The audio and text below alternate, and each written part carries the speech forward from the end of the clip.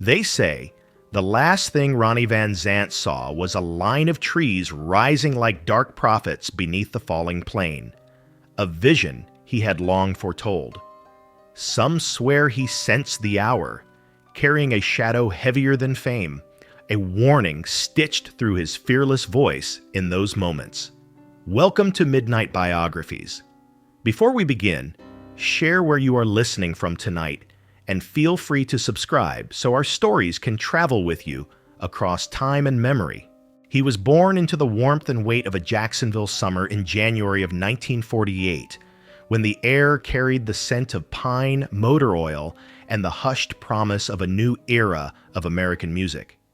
Yet no one who saw that first quiet child could have imagined the force he would become, a man whose voice later echoed across continents and whose life seemed followed by a shadow even in its earliest days.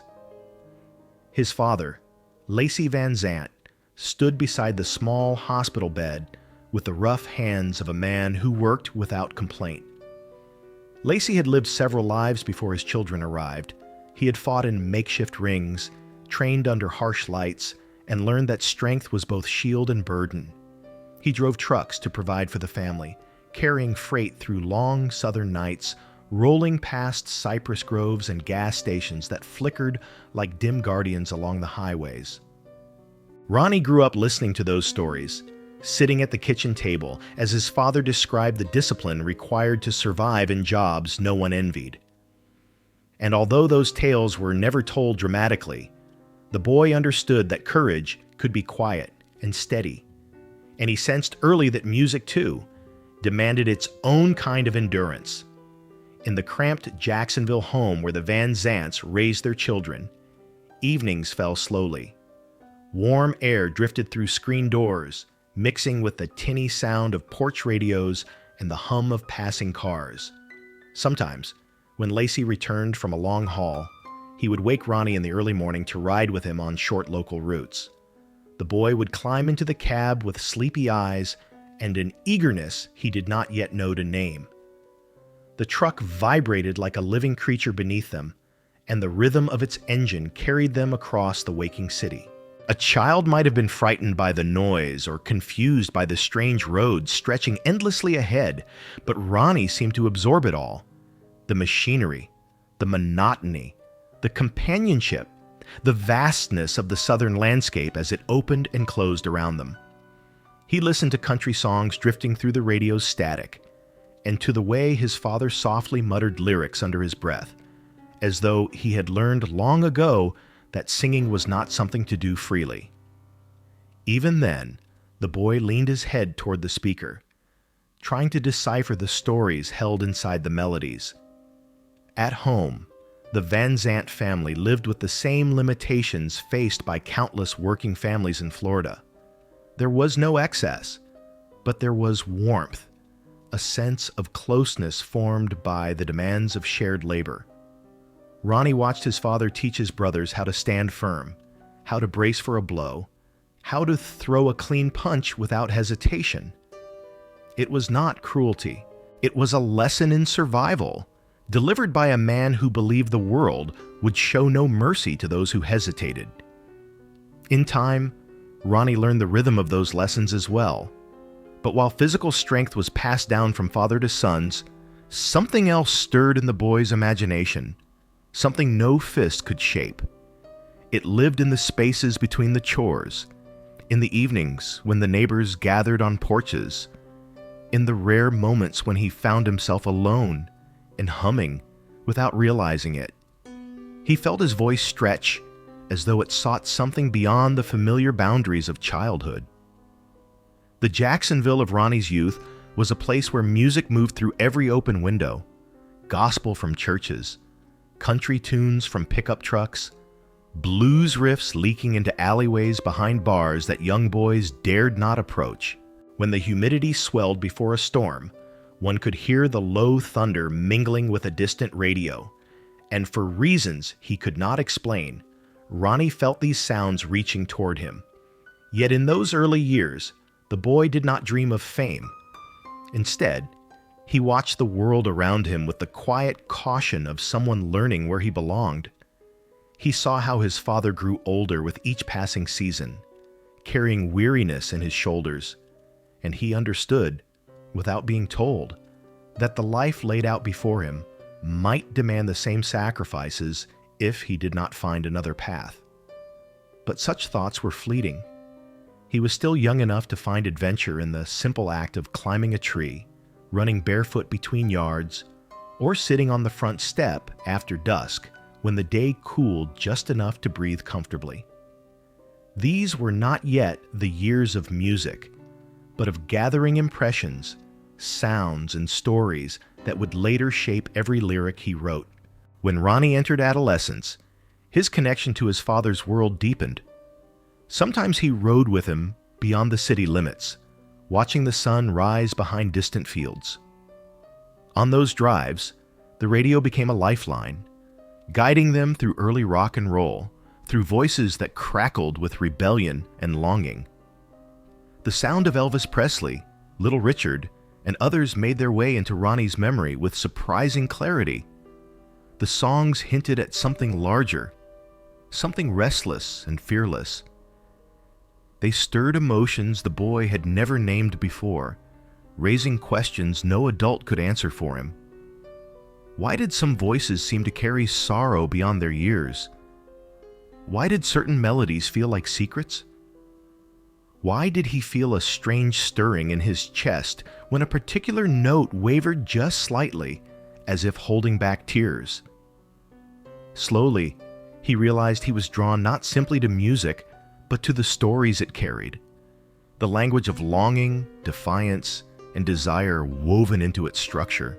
His mother, Marion, watched her son with a steady, noticing eye. She could not have known what path awaited him, but she sensed a quiet determination that would either lift him or burn him.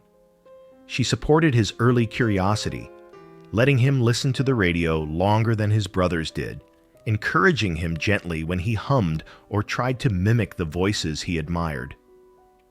She did not push him toward performance. She simply allowed space for something unformed to grow. And in their modest home, such small freedoms mattered. They allowed the boy to begin imagining who he might become. By the time Ronnie approached his teenage years, the seed of music had taken root. He felt himself pulled away from ordinary routines, yearning for something he could not quite name. He sensed there was a rhythm waiting for him somewhere beyond the city blocks, perhaps on a stage he had not yet seen, perhaps in a song he had not yet heard. But at this early stage, it remained only a feeling, a vibration at the edge of awareness.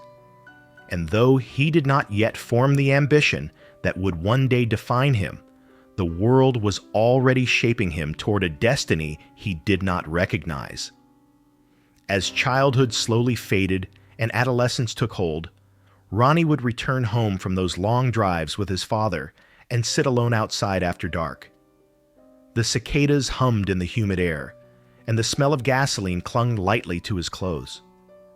He would close his eyes and feel the ground vibrate ever so slightly beneath him, as though an unseen engine rumbled somewhere far away, heading down a long and uncertain road he was destined to follow. And on those quiet nights, he listened without understanding why the sound seemed to call his name. The low rumble of a truck engine faded slowly into the distance. The low rumble of the truck engine faded slowly into the distance, lingering like a ghost along the quiet Jacksonville streets. And as it drifted out of hearing, Ronnie felt something shift within him, as though the sound had carried away the last fragments of childhood. That fading vibration became the doorway to another season of his life, one marked not by watching and listening, but by the first brave, uncertain steps toward creating something of his own. He was still young, still shaped by his father's lessons and the modest routines of the neighborhood, but now there stirred in him an urge that neither chores nor school nor the familiarity of home could contain. It began in small moments: a borrowed guitar, a friend tapping rhythm on a table, a whispered dream shared among boys who had no idea what it meant to chase a calling. Yet from these simple beginnings, came a spark that would grow into something far larger than any of them could imagine. He was 16 when that spark took its first true form. By then, Jacksonville was no longer simply a home. It was a landscape filled with possibility, each open field or quiet street corner becoming a place where music might emerge. Ronnie gathered a few friends, boys as restless as he was, and together they formed a small band they called Us. The name was simple, without ambition or pretense, and yet it held a certain innocence, as though the very act of naming themselves affirmed something real. They practiced wherever they could, garages, backyards, cramped rooms where the walls shook beneath uneven chords and uncertain voices. Ronnie stepped forward as the lead singer, not out of ego, but because the others sensed something honest and powerful in the way he delivered even the simplest melody. His voice was still unpolished then, raw around the edges, but it carried a quality that drew attention even from those who did not fully understand music. He sang as though he were telling the truth, even when the words were borrowed. In those early days, no one expected much. The boys were young, their instruments inexpensive, their ambitions unspoken. They were not trying to become legends. They were simply discovering the thrill of making sound together, of creating something that felt larger than themselves. Yet even amid this joy, the fragility of youth remained. The band cracked under the weight of its inexperience. Conflicts rose easily, commitments drifted, dreams felt distant, and soon Us dissolved before it had fully begun. Ronnie felt the loss more deeply than he admitted. It was the first moment in which he realized that music, like life, demanded endurance. Not every start would become a story. Some beginnings would end quietly, leaving behind only a hint of what might have been. But instead of discouraging him, the failure clarified something within him. He understood now that he needed not just willingness, but discipline. Not just enthusiasm, but direction. He felt an unexpected steadiness settle into him, as though he had stepped across a threshold. Shortly after, he met others who carried similar dreams: Bob Burns, Gary Rossington, Alan Collins, and Larry Junstrom. They were young, some barely entering their teenage years, but they shared a hunger that did not frighten him. When they played together for the first time in a small Jacksonville yard, something clicked. Not immediately, not flawlessly, but unmistakably. Their rhythms clashed and stumbled. Yet beneath the roughness, there was the faint beginning of cohesion, a sense that these boys might grow into something greater than they were. In these years, Ronnie was learning not only how to lead, but how to listen. He discovered that forming a band was not a matter of talent alone. It required patience, a shared purpose, and the ability to trust others with your own vulnerabilities. At times, the group argued. Teenagers often do. They lost their tempers, made mistakes, skipped school to practice, and faced the consequences of both their youth and their ambition. Neighbors complained, parents intervened, yet none of these obstacles quieted the impulse that had taken hold within Ronnie. What began as a pastime now felt essential, almost necessary, as though he had stumbled into a path that had been waiting for him all along. During this period, Ronnie began to sense the unique pull of music as both a discipline and a refuge. When he stood with his friends in those makeshift rehearsal spaces, he felt the world narrow to a single point of focus. The rough chords, the uneven percussion, the tentative harmonies, they all held something that steadied him. Music was becoming the place where he felt most himself, a place where the lessons from his father's truck rides, from the porch radios, and from the long, humid nights found new expression. Even though the band was far from professional, even though they had no audience beyond a few supportive friends, Ronnie recognized that this was no longer a simple pastime. It was a beginning. And yet, the beginnings were not smooth.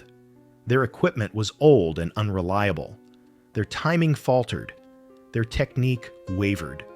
But they practiced again and again, returning to the music with a persistence unusual for boys their age. They spent hours in cramped rooms where the air grew thick with heat and ambition. They experimented with sound, rhythm, and harmony. Ronnie pushed himself to find the edge of his voice, to understand how emotion could shape a note, how truth could hide in the smallest inflection. And slowly, something changed. Their songs began to hold form. Their timing improved. Their energy sharpened. Even their youth, once a limitation, became a source of vitality. It was during these practices that Ronnie discovered another lesson, one that would guide him for the rest of his life. Music demanded honesty. It was not enough to imitate the voices on the radio or to follow familiar rhythms. A true song came from a place deeper than imitation, from the quiet landscapes of memory and experience. He did not yet have the words for this idea, but he felt it each time he sang. His voice carried fragments of Jacksonville's heat, the rumble of truck engines, the ache of early disappointment, the uncertain hope that something larger awaited him. These elements shaped his early sound, giving it a sincerity that startled both himself and those who listened. The band that formed around him would soon change names, evolve, fracture, and rise again. But in these first moments, before ambition hardened into determination, before conflict and fame carved deeper lines into their lives, they stood together in the soft Florida twilight, their instruments humming faintly, their hearts aligned without fully understanding why. And in that fragile harmony, Ronnie felt a sense of belonging unlike anything he had known. It was not yet a destiny, but it was the first whisper of one. In the fading light of another Jacksonville evening, a single untuned guitar leaned against a wall, catching the last soft glow of day. The untuned guitar leaning against the wall caught the final glow of day, as though holding its breath, the faint shimmer on its worn surface becoming a quiet invitation into the next chapter of Ronnie's young life. That fragile image lingered in the warm air, a reminder of how beginnings often appear without warning, how small and uncertain objects can hold the weight of a future not yet understood. And so, as the light faded from the guitar's wooden frame, another rhythm entered the boy's world, carrying him toward the group of musicians who would shape his early steps more deeply than he could yet imagine. It was around this time that My Backyard took its first unsteady form, not as a polished ensemble, but as a gathering of young men who sensed, however faintly, that music might offer a path out of the ordinary. The boys who joined Ronnie were not chosen for experience or training. They were simply the ones who kept showing up, who stayed long after others drifted away, who brought their guitars, their makeshift percussion, and their restless hearts into the hazy Florida evenings. Bob Burns with his eager drumming, still rough but full of momentum. Gary Rossington cradling his guitar as though it were a companion rather than an instrument. Alan Collins moving with a shyness that seemed to melt the moment he struck a chord. And Larry Junstrom, steady in posture and surprisingly patient for one so young. Their ages varied, some barely into adolescence, others just beginning to sense the edge of adulthood. Yet when they played together, the differences vanished. They met not as boys, but as participants in a shared experiment. Music at this stage was less an art than a discovery. Each session began with uncertainty, as though they were attempting to read an unwritten language. They took turns improvising, searching for patterns that felt right, abandoning those that collapsed under their own weight. Mistakes were frequent, arguments even more so. But something held them together, an invisible thread woven from shared ambition and the belief, however unspoken, that they were standing at the threshold of something significant. Though they lacked the words to describe it, they felt themselves becoming a unit, a gathering that required each member to listen as much as they played. Their early rehearsals rarely lasted in one place for long. A garage would become too cramped, a living room too loud, a neighbor too irritated. Parents tried to be patient, but the repeated clatter of drums and the persistent wail of electric guitars wore thin, even on those who wished to be supportive. More than once, local officers were called to quiet the noise. Though the boys never meant harm, they were simply learning to stretch their sound outward, unaware of how far it carried into the quiet Jacksonville streets. And despite the interruptions, despite the shifting locations, they always returned to the music. It was becoming the axis around which their young lives turned. In these moments, Ronnie's role began to change. He was not yet the commanding frontman he would become, not yet the figure who could still a room with a single gesture. But he felt something inside him gathering strength. When he sang, he experienced a sensation unlike anything he had known. His voice, still forming, still rough around the edges, carried a weight that surprised him. The more he listened to himself, the more he recognized that singing allowed him to express truths he had not realized he carried. Words he had never spoken aloud found shape in his voice. Memories from childhood, sounds from long truck rides, stories of resilience and struggle, all seemed to surface when he sang, as though music were a mirror reflecting the deepest parts of him. Yet music was not simply personal for Ronnie, it was also communal. He watched as the boys around him sharpened their talents, each bringing something distinct to the ensemble. Their personalities, too, began to shape the sound. Burns played with youthful energy, each strike of the drum a burst of raw emotion. Collins played with a softness that at first seemed hesitant, but soon revealed itself as introspection. Rossington approached his guitar with a calm focus, grounding the group when their experiments drifted too far.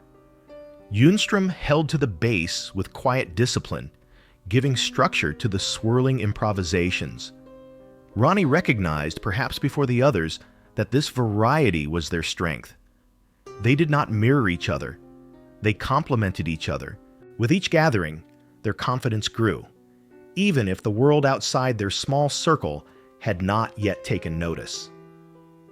They played wherever they could, small rooms, open yards, patches of grass behind neighborhood houses. Sometimes friends came to listen, leaning against fences or sitting cross-legged on the ground. Sometimes no one came at all. But the boys played regardless, not for applause or admiration, but for the strange and powerful satisfaction of making sound together. Through these early sessions, Ronnie learned that leadership did not require force. It required presence. It required listening. And slowly, the boys looked to him not merely as another member of the group, but as the one who could guide their collective voice. Their sound, though still unrefined, began to hold shape. The rhythms found coherence. The melodies felt fuller. On certain evenings, when the heat softened and the sky deepened into a gentle blue, the boys would play for hours, forgetting the world beyond the circle of their instruments. In those rare moments, their music seemed to lift, as though catching a breeze only they could feel. Ronnie sensed it each time. A brief alignment, a moment when everything they were learning fused into something that felt real, alive, and full of possibility. It was in these evenings, too, that Ronnie began to understand the delicate balance between ambition and uncertainty. He felt drawn to something larger, yet he did not know how to reach it or even how to describe it. He sensed the others felt this as well. They were all standing at the edge of a landscape they had not yet entered, glimpsing only fragments of what might await them. What they knew was simple. They wanted to keep going. As their sessions continued, as their confidence deepened, the echoes of their music traveled farther across the quiet Jacksonville nights. And though the world had not yet recognized their efforts, though they were still just boys rehearsing in makeshift spaces, each gathering brought them closer to the identity they would soon discover. They were, without knowing it, shaping the early contours of a band that would one day leave its mark on musical history. Yet for now, their world remained small, bounded by neighborhoods, narrow streets, and the slow rhythms of youth. And within that small world, their shared sound became a beacon, drawing them back to one another again and again. Across the quiet suburban streets, a faint echo of a drumbeat drifted into the night. The faint echo of the drumbeat drifted into the night, carrying with it the restless promise of youth. And as that sound thinned into the warm air, it became the doorway through which the boys stepped into a new and defining chapter of their young musical lives. The echo did not vanish. It seemed instead to stretch outward, as though urging them toward a place where their growing ambitions might finally breathe without boundaries. It was in this period that they began searching for a space of their own, somewhere far from the fragile patience of parents, far from the neighbors who tapped at windows in annoyance, far from the quiet Jacksonville streets that could not contain the rising volume of their devotion. What they needed was not luxury. They needed freedom. They needed a refuge where sound could grow loud without apology.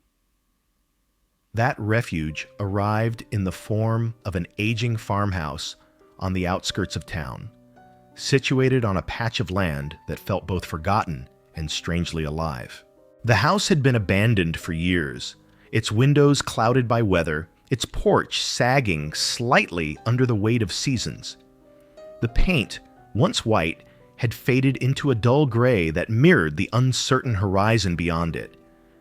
Yet when the boys first stepped onto the property, they felt something stir inside them.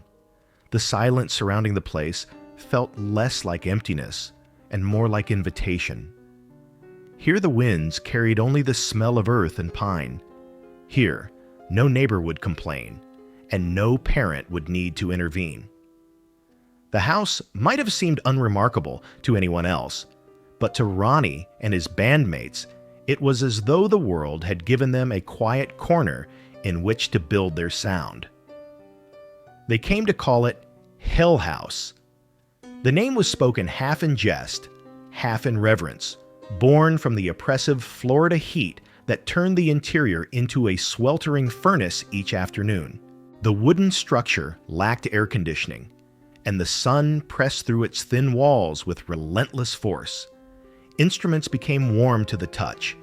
Sweat gathered on brows before the first chord was struck. The air inside felt dense, vibrating with potential and discomfort in equal measure. Yet the boys embraced these conditions without hesitation. The heat, the isolation, the rough boards beneath their feet, all became part of the ritual. They arrived day after day, carrying their guitars, their drums, and their determination across the field that separated Hell House from the rest of the world. Inside, the rooms held little more than scattered chairs, uneven floors, and walls that groaned with age. Dust hovered in the air, catching sunlight that filtered through the broken shutters in thin, trembling lines. The world outside felt distant here, softened by the wide stretches of farmland surrounding the house, and when the boys began to play, their music filled the hollow interior with a force that surprised them. The walls, though fragile, seemed to echo their sound with unusual generosity, as though amplifying their efforts. Ronnie sensed immediately that this place would shape them, not by offering comfort, but by demanding resilience. The long afternoons spent at Hell House became a crucible for their developing identity. They practiced for hours, sometimes until the edges of day dissolved into early evening. The music was not always beautiful. Sometimes it clattered into disarray. Sometimes it faltered and collapsed.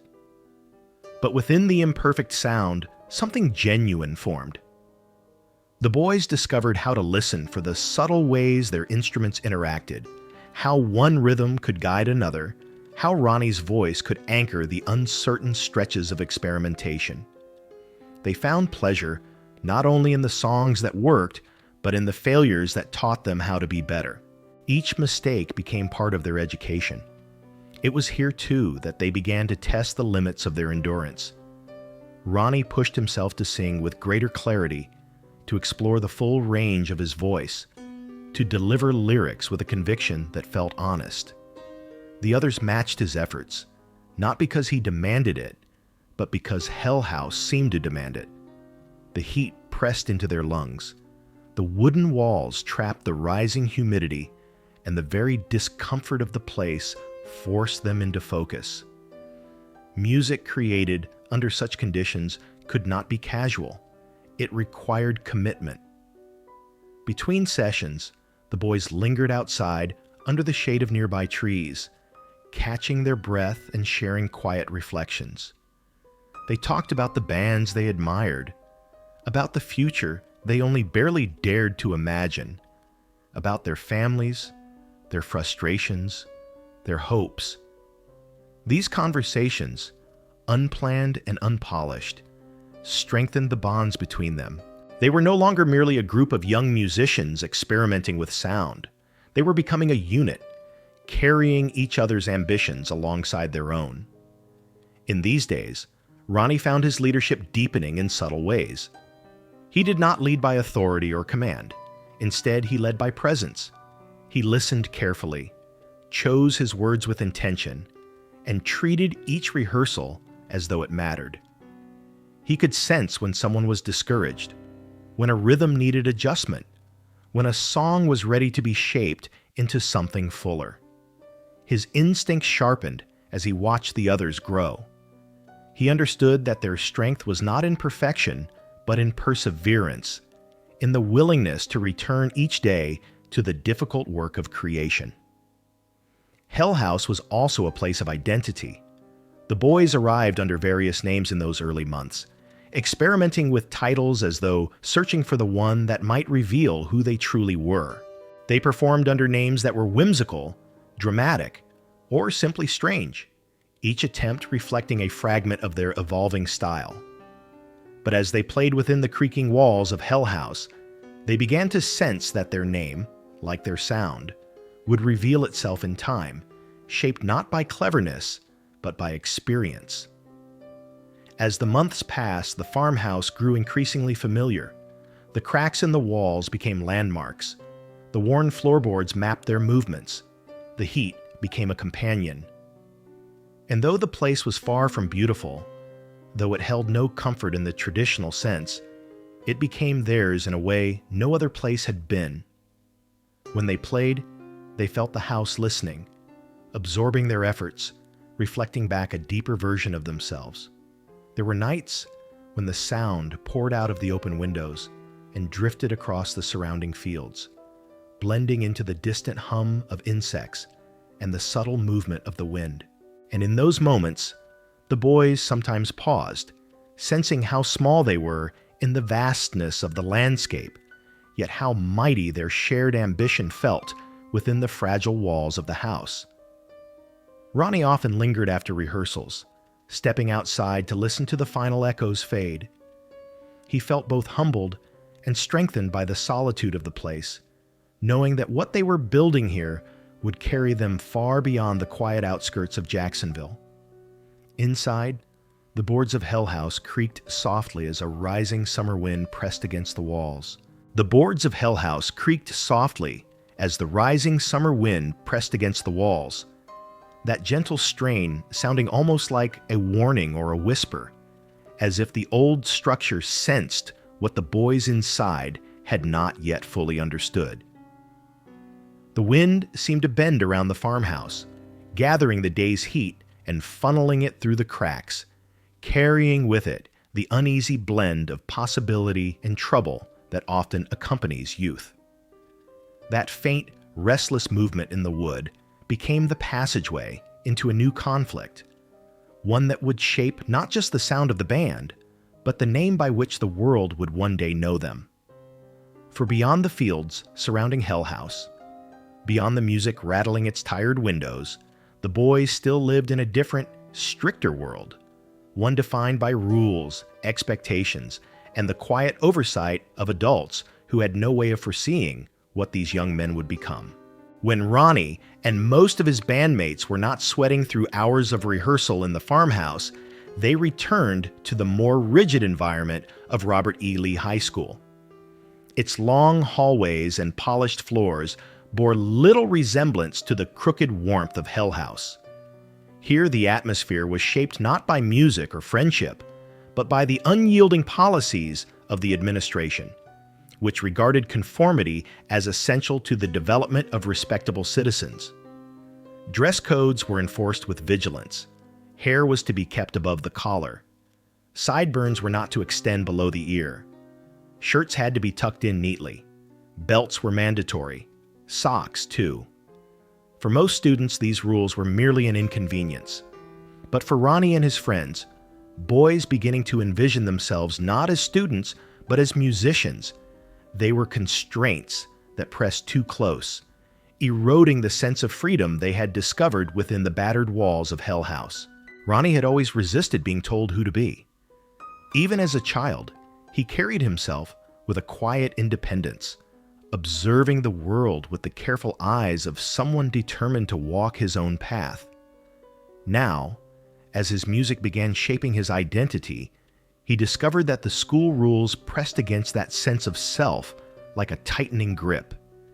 He refused to surrender his long hair, seeing it not simply as a style, but as a declaration of becoming.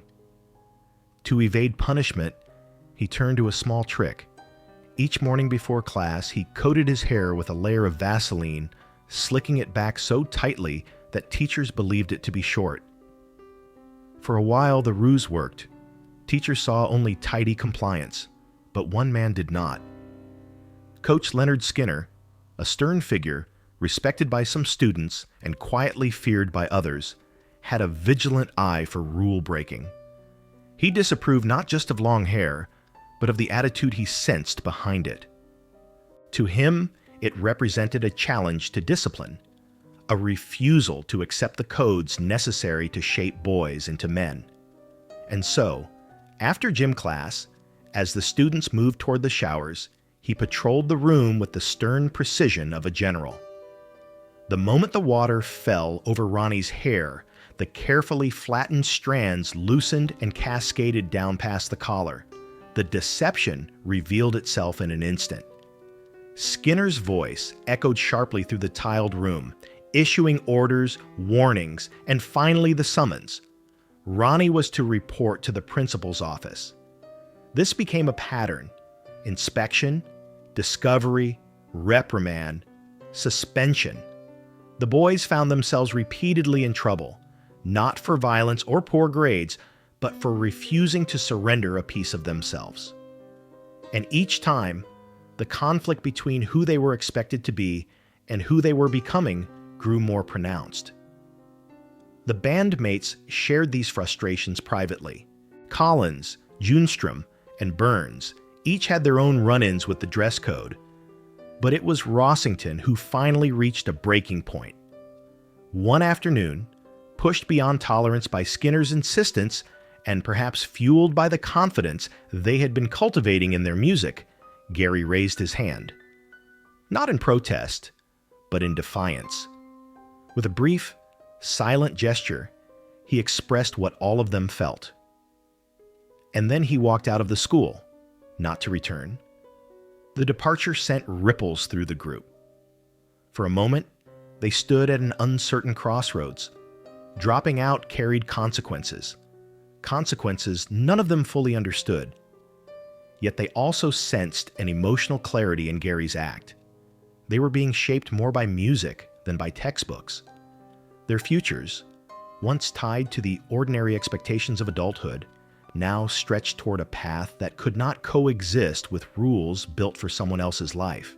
A few evenings later, they found themselves at the Forest Inn, a small gathering place where local students often enjoyed weekend music. The air inside the room glowed with anticipation, the walls lined with familiar faces, former classmates and restless teenagers searching for a few hours of escape. The boys set up their instruments under dim lights that cast long shadows across the stage.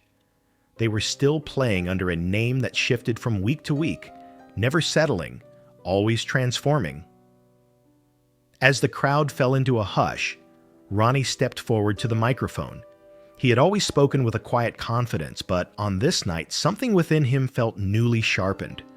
The wordless frustration of the past months hovered behind him like a silent force, and he recognized, perhaps instinctively, that the moment called for more than music. It required a declaration, not rebellion for rebellion's sake, but an affirmation of identity. When he announced the band's new name, the room held still. The syllables floated out into the thick Florida air with unexpected clarity, both humorous and daring, a play on the name of the very man who had tried to shape them into something they could not be.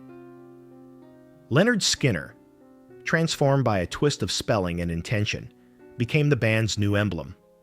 It was a gesture both mischievous and symbolic, a reclaiming of authority, a refusal to be diminished by discipline, a reminder that even resistance could carry creativity within it. The crowd erupted with recognition and laughter. Students who had endured the same rigid rules understood immediately the layers within the name. It was not anger. It was not disrespect. It was transformation, the turning of constraint into identity, of frustration into fuel. And in that instant, something settled among the boys.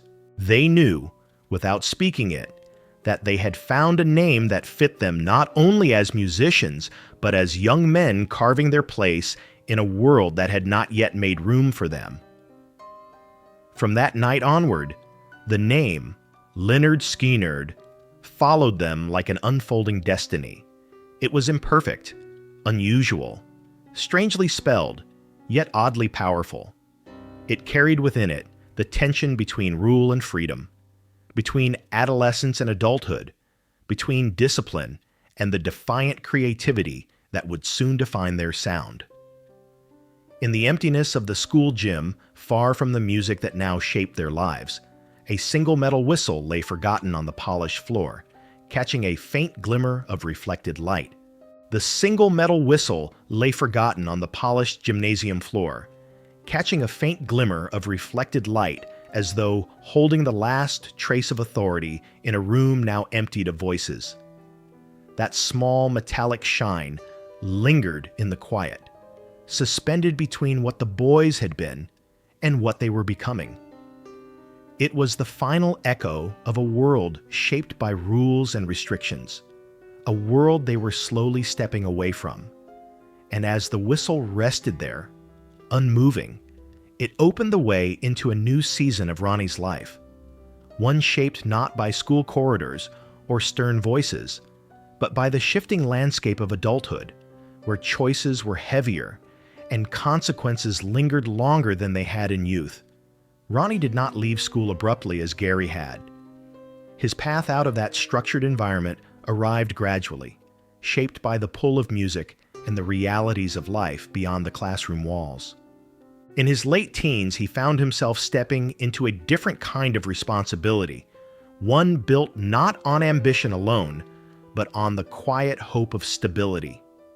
Jacksonville, with its humid evenings and familiar streets, offered few certain roads forward. Work was modest, opportunities limited. Many young men turned toward routine jobs, marriages, and the steady rhythm of domestic life, believing those paths to be the hallmarks of adulthood. Ronnie, despite his restless spirit, was not immune to these expectations, and so for a time, he stepped cautiously into a life that seemed defined more by obligation than by passion. It was during this period that he met Nadine Insko, a young woman whose presence brought a kind of calm into the restless corners of his early adulthood. Their courtship unfolded quietly, shaped by simple conversations, shared meals, and the subtle comfort of companionship. There were no grand gestures, no dramatic beginnings. Instead, there was a sense of ordinary steadiness, a feeling that perhaps life could settle into something familiar. They married in January of 1967, marking a new chapter that neither fully understood, but both hoped would lead to a gentle, predictable future. For Ronnie, whose childhood had been marked by moments of wandering, uncertainty, and yearning, the idea of home carried a tender pull. After the wedding, he took a job at his brother-in-law's auto parts store. The work was humble, sorting inventory, assisting customers, learning the unspoken rhythm of small business life. His days were marked by the steady sounds of tools, the smell of rubber and engine oil, the quiet transactions that made up each shift. There was a comfort in this routine. The store provided a paycheck, a sense of responsibility, a role he could fulfill without needing to explain himself. And yet, beneath the surface of these steady hours, a tension grew slowly and silently. It was not unhappiness, nor was it regret. It was the weight of an inner truth pressing against the edges of a life that did not quite fit. For even as he stocked shelves or swept the shop floor, Ronnie felt music stirring in him, a quiet insistence that did not fade. Songs would form unbidden in his mind. Rhythms followed him home. Melodies surfaced while he drove through familiar streets. Music was not a pastime he could simply abandon. It came to him like breath, like memory, like something stitched into the very fabric of his being. And though he tried to embrace the life of a working man, of a husband, and soon a father, he knew that the calm he sought could not be found inside the walls of the auto parts store. Nadine, too, sensed this divide. Their early marriage, built on affection, began to strain under the weight of unspoken differences. She wished for security, for roots, for the steady presence of a husband who came home each night without carrying the wild, unpredictable spark of creativity. Ronnie, though he cared deeply for her, found himself drifting between two worlds, one shaped by family responsibilities, the other by late nights of rehearsal, long conversations with bandmates, and the restless pull of a dream he could not name, but also could not abandon. Their daughter, Tammy, was born during this period, bringing a softness into his life that he cherished deeply. But even fatherhood could not quiet the music that pulsed through him. By 1969, the quiet strain became an undeniable fracture. Ronnie and Nadine parted ways, their lives moving along paths neither had fully anticipated when they first pledged themselves to one another.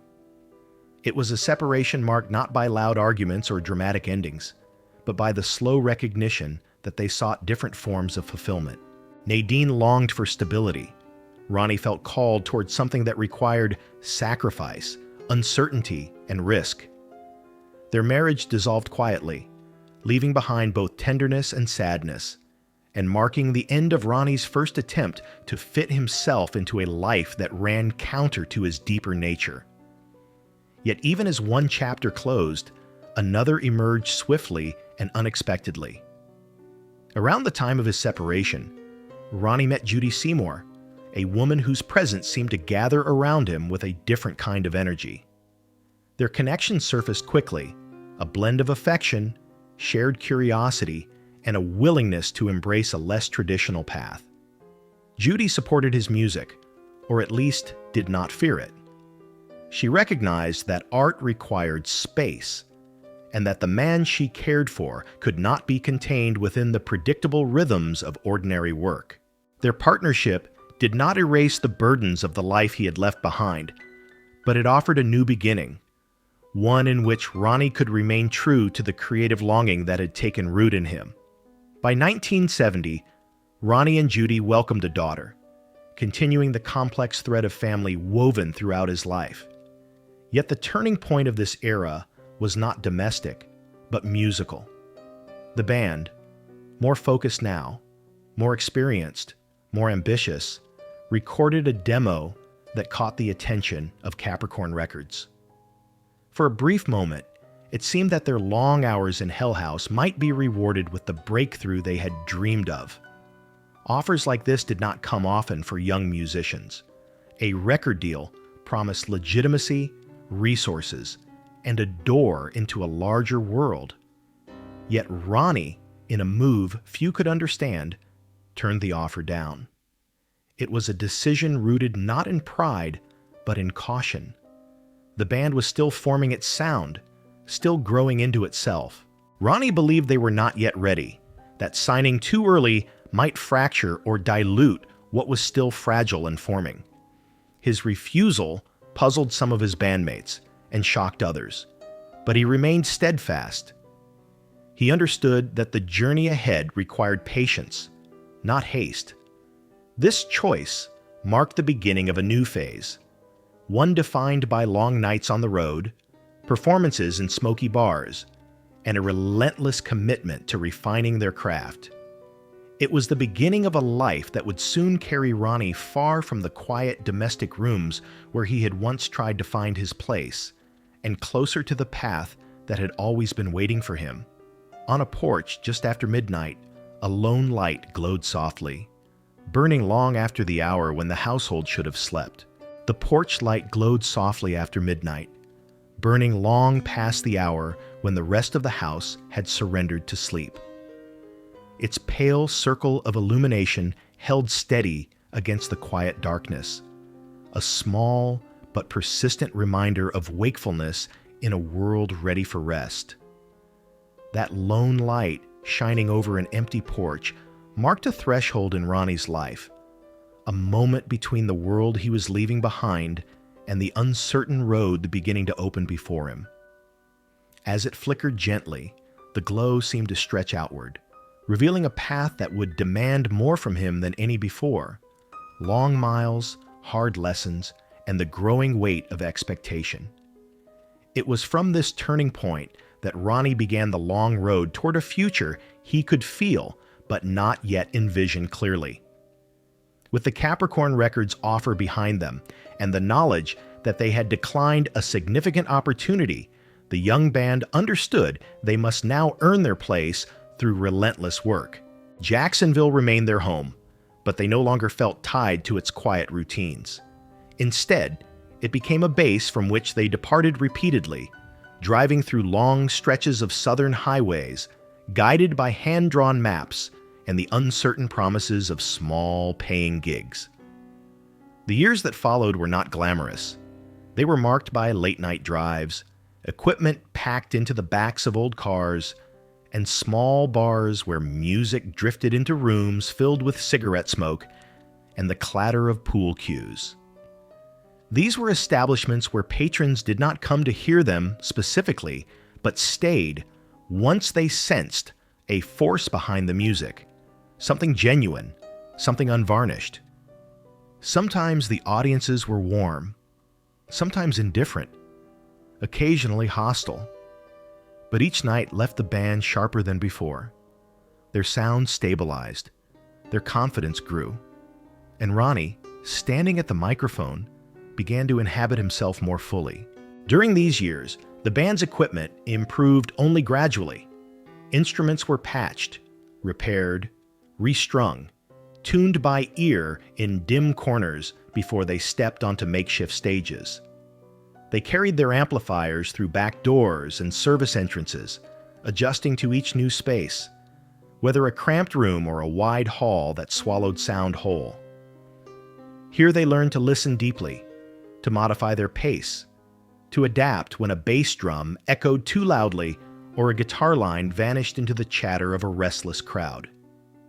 These challenges shaped them in ways no formal training could have. They became musicians not through ease, but through endurance. The long hours on the road also gave them time to reflect. Between towns, while the headlights traced narrow paths along deserted stretches of highway, they spoke about music, about the lives they wanted, about the uncertainty of the road ahead. These conversations were not always clear or focused. Sometimes they drifted, shaped by fatigue or the soft rhythms of the moving car. But gradually, they revealed a shared understanding. They wanted more than recognition. They wanted mastery. They wanted a sound that would stand apart from the rest, a sound unmistakably theirs. During this period, Ronnie found himself working harder than ever. His leadership deepened not through commands, but through example. He showed up early, stayed late, rehearsed repeatedly, and encouraged the others to reach beyond what they believed possible. He began writing more, shaping lyrics in the margins of notebook pages, revising melodies he hummed while driving. His voice continued to evolve, gaining strength, clarity, and emotional weight. When he performed, audiences sensed something in him, a raw honesty that could not be faked, a presence that seemed to fill even the smallest rooms. Yet despite his growing authority, Ronnie never allowed himself to become complacent.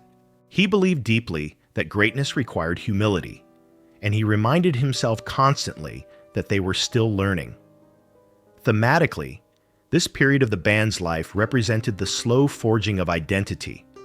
Their southern roots, once simply the backdrop of their lives, began shaping their sound more explicitly. The landscapes they drove through, the people they met, the hardships they witnessed, these experiences seeped into their music, giving it an emotional character that transcended style. They drew from blues, country, rock and roll, and the traditions of the American South, blending them into a distinctive rhythm that felt both familiar and entirely their own. Despite these influences, Ronnie often spoke of their music not as purely Southern, but as something broader, something shaped by the British bands he admired. He believed that their sound carried elements of rock's evolving global landscape, a connection that stretched beyond regional identity. This mixture, Southern heart, continental structure, would eventually define Lynyrd Skynyrd's music. But in these early years, it existed only as an intangible quality within Ronnie's imagination, emerging slowly as the band's style matured. The financial challenges of the road were constant. Payments were inconsistent. Some nights the band earned enough to cover gas, while others barely justified the miles traveled. But they persisted. Every setback strengthened their resolve. Every small success illuminated the next step. And though exhaustion sometimes pressed against them, particularly after long stretches of travel without rest, they pushed forward. Their commitment became a shared pact. Whenever one faltered, the other stepped forward to steady him. Music was no longer an individual ambition. It had become a collective calling. As the years passed, their name, born from defiance, shaped by humor, followed them from town to town, slowly gaining recognition within regional music circuits. Those who encountered them spoke not only of their talent, but of their intensity. There was an unmistakable seriousness in how they approached each performance, even in small venues where few paid attention. Ronnie's presence anchored this seriousness. He was not just a singer, he was the emotional center of the group, the voice that carried their emerging identity. And though he remained humble, he grew increasingly aware that the future of the band rested heavily on his ability to embody the music they were creating. By 1973, after years of steady improvement and constant travel, the band found itself standing before another opportunity, the kind they had once turned down. This time it came from MCA Records, a label with the resources and reach necessary to bring their music to a broader audience. The offer felt different now. It came not as a premature invitation, but as an acknowledgement of their growth, a recognition of work well done. Ronnie knew immediately that this was the moment they had been preparing for, the door they were finally ready to step through. And unlike the earlier offer, this time he did not hesitate.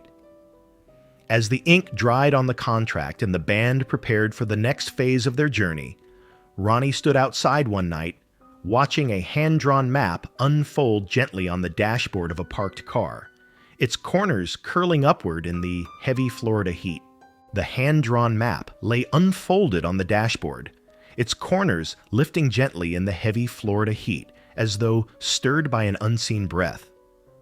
Roads sketched in pencil crossed faintly over one another, the paper warped from long use, dotted with coffee rings, and softened at the edges from countless hours of travel. That curled map, hovering between past journeys and those still ahead, marked the beginning of a transformative season for Ronnie and the band. It opened like a gateway into possibility, reminding them that every mile they had traveled, every smoky bar they had played, every setback they had endured had led them to this moment, standing on the threshold of a future larger than anything they had yet known. With the ink hardly dry on their contract with MCA Records, the band felt a mixture of exhilaration and humility. They were not naive about what lay ahead. Signing a contract did not guarantee success. It did not soften the road or ensure that their music would find the audience they dreamed of reaching. Instead, it served as a new beginning, one that required discipline, unity, and a deepened commitment to their craft. They entered this phase with a sense of purpose, sharpened by the years they had spent refining their sound in small venues, in Hell House, and in the wide, humid spaces of the Florida evenings. Their confidence was no longer fragile. It was earned. As they prepared to record their debut album, the weight of the task settled on their shoulders. They were stepping into the realm of permanence.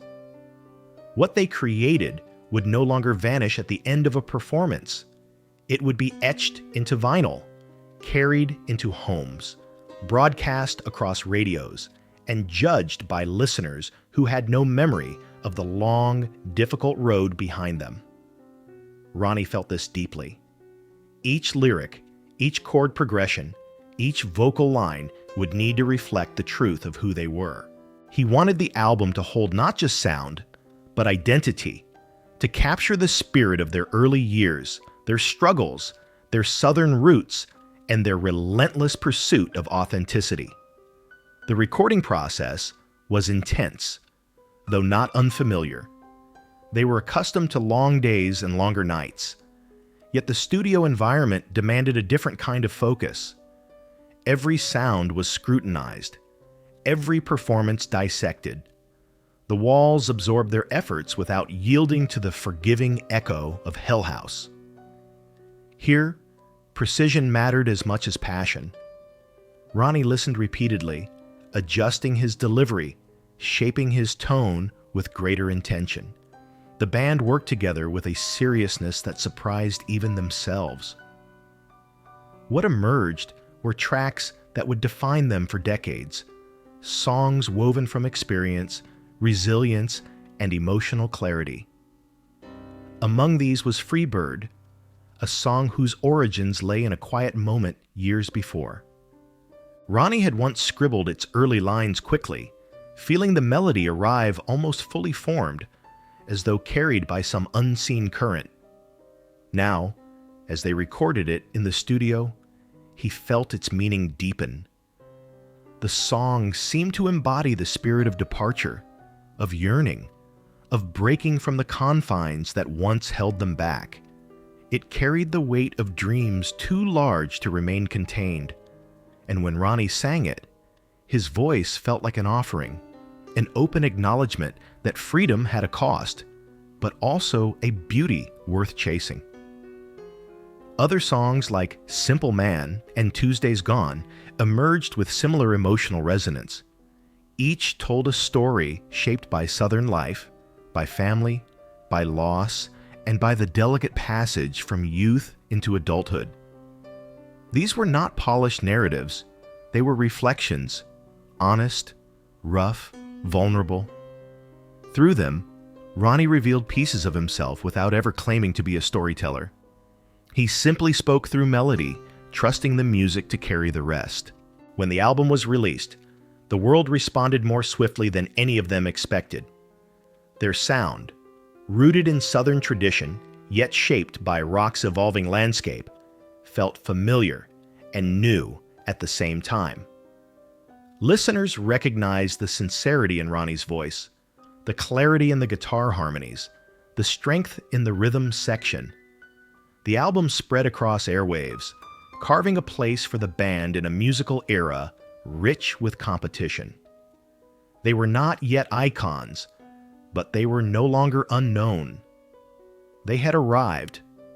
Touring followed, expanding their reach beyond Florida, beyond the South, into cities they had never seen, onto stages larger than any they had imagined while rehearsing in Hell House. Each night brought new audiences, new expectations, new pressures. Yet Ronnie approached each performance with the same commitment he had brought to every small bar gig. He believed that the music deserved honesty, whether played before 50 people or 5,000. And when he stepped barefoot onto a stage, sometimes simply out of comfort, sometimes as a quiet reminder of where he came from, he grounded himself in the moment. The lights, the noise, the energy of the crowd, all of it merged into a single current that carried him forward. One performance in particular lingered in the memory of those who witnessed it. As the crowd called out song titles, Ronnie paused, letting the voices fill the space. He asked gently, almost casually, what they wanted to hear. The answer came in a single wave of sound, "Free Bird." He nodded, smiled, and gave them exactly what they asked for. The band launched into a rendition that stretched far beyond its original length. 14 minutes of rising intensity, melodic interplay, and unmistakable passion. It became a moment that fans would speak of for decades, one that defined not just the song, but the evolving relationship between the band and those who listened. That performance, later captured on a live album, reached far beyond the venue. Something about its spontaneity resonated deeply, taking on a life of its own. Soon, at concerts across the country, audiences at unrelated shows began shouting, "Free Bird!" whenever an artist asked for requests.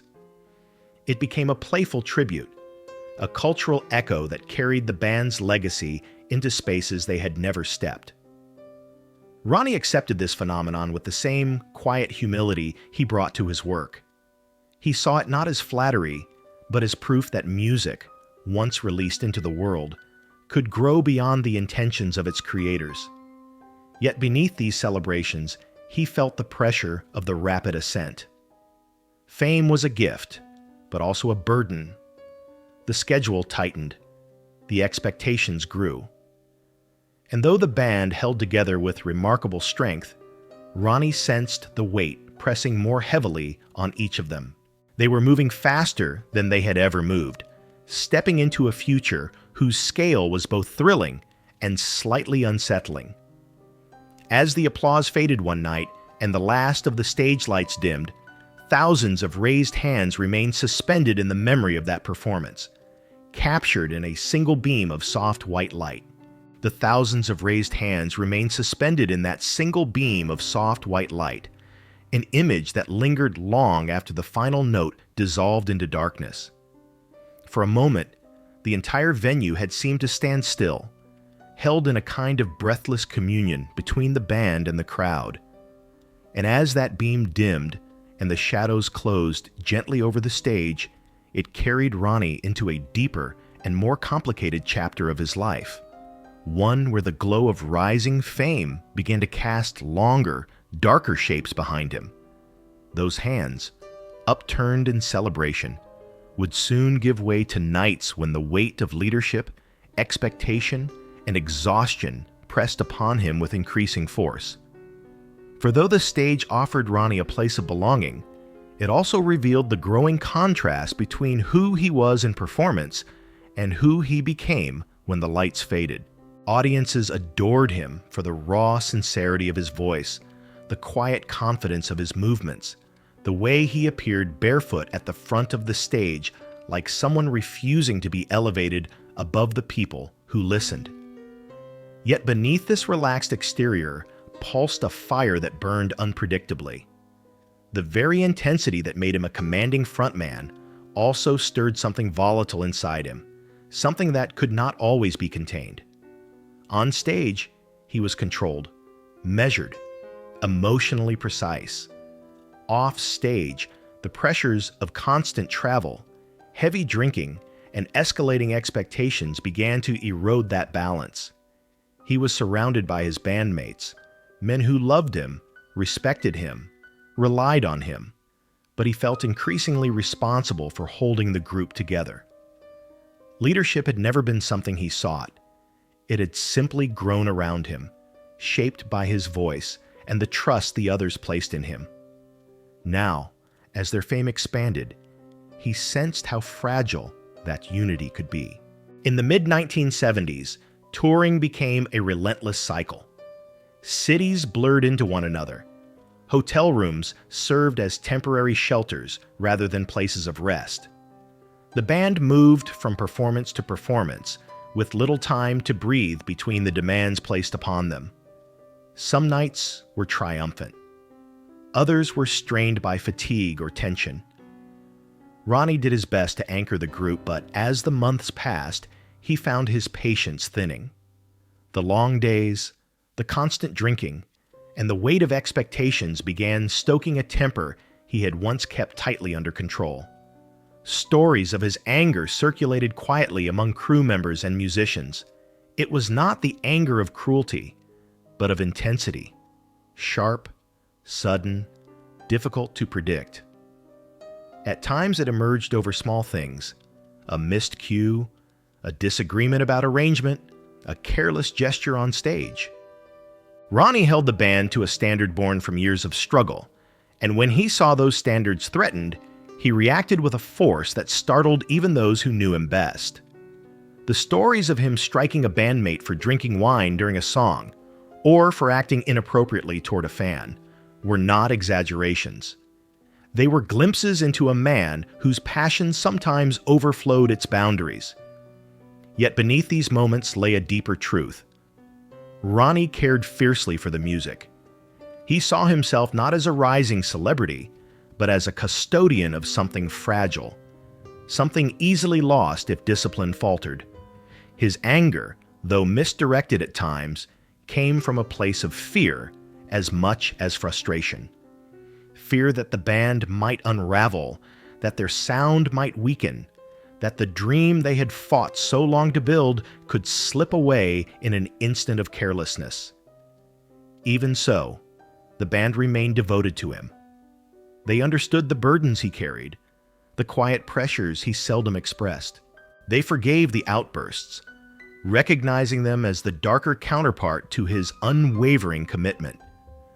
And in the rare moments when Ronnie spoke openly about the strain he felt, they saw the vulnerability beneath the fierce exterior. He did not want to lose himself. He simply did not know how to steady the pace of a life that was accelerating beyond anything he had imagined. Alcohol became both a companion and a threat during this period. It dulled the edges of exhaustion, eased the tension after long performances, and softened the noise of constant attention. But it also deepened the volatility that haunted him. Nights of celebration could turn swiftly into nights of confrontation. Moments of camaraderie could unravel into arguments. Ronnie's charisma ensured that he was often at the center of the group's wildest experiences, yet it also exposed him most directly to the consequences. Despite the volatility, the band continued to rise. Their sound grew sharper. Their audiences expanded. Their reputation for powerful live performances solidified them as one of the defining Southern rock bands of their time. Ronnie's voice, now seasoned by years of strain and stage experience, carried a rawness that felt honest and unmistakably human. Fans recognized themselves in the lines he sang, in the emotion beneath each phrase, in the stories woven through the music. The fame that followed was not the polished, distant fame of Hollywood. It was something grittier, closer to the earth, rooted in shared experience. But with fame came scrutiny. Scrutiny Ronnie sometimes met with defiance. His relaxed stage presence, his refusal to wear shoes, his candid remarks during interviews, all contributed to a public persona that felt both accessible and unpredictable. People admired him not because he was polished, but because he was real. And yet, that authenticity rested upon a man increasingly torn between the demands of his role and the needs of his own well-being. The pressure of maintaining unity became especially heavy during long tours. Small disagreements swelled under the heat of travel. When Ronnie sensed distraction or lack of discipline among the band, he responded sharply. He believed deeply that music required respect, not only from the audience, but from the musicians who created it. This belief, etched into him from their earliest days in Hell House, became more difficult to uphold as the realities of fame, alcohol, exhaustion, and conflicting personalities began to interfere. Even so, the band's bond remained strong. They had built their identity together, endured hardship together, and risen together. They shared memories that stretched back to childhood and youth, to the earliest days of uncertain experimentation, to the long hours in sweltering rehearsal spaces. Their conflicts, though sharp, were anchored in deep familiarity. And Ronnie, despite his temper, remained the figure who held them steady. Night after night, after the crowds dispersed and the echo of applause faded, a quiet emptiness filled the backstage rooms. Bottles rolled on concrete floors. Instruments rested silently in their cases. And sometimes, in those moments of stillness, Ronnie stared into the dimness, aware that the pace of their lives was accelerating towards something he could not yet name. A wine bottle rolled slowly across a bare concrete floor, its movement gentle until it came to rest against the side of a worn leather boot. The wine bottle came to rest against the worn leather boot with a soft, hollow tap, a sound almost imperceptible in the dim backstage room. For a moment, nothing moved. The bottle lay still, the boot unmoving beside it, and the quiet around them deepened into something heavier than silence. That small collision, gentle yet strangely final, seemed to mark the beginning of another shift in the band's journey, one where the exhilaration of rising fame would collide with the realities of exhaustion, recklessness, and the growing strain that followed them from town to town. As the bottle settled and its faint echo dissolved, the path ahead darkened, shaped by choices that would lead them into dangerous territory.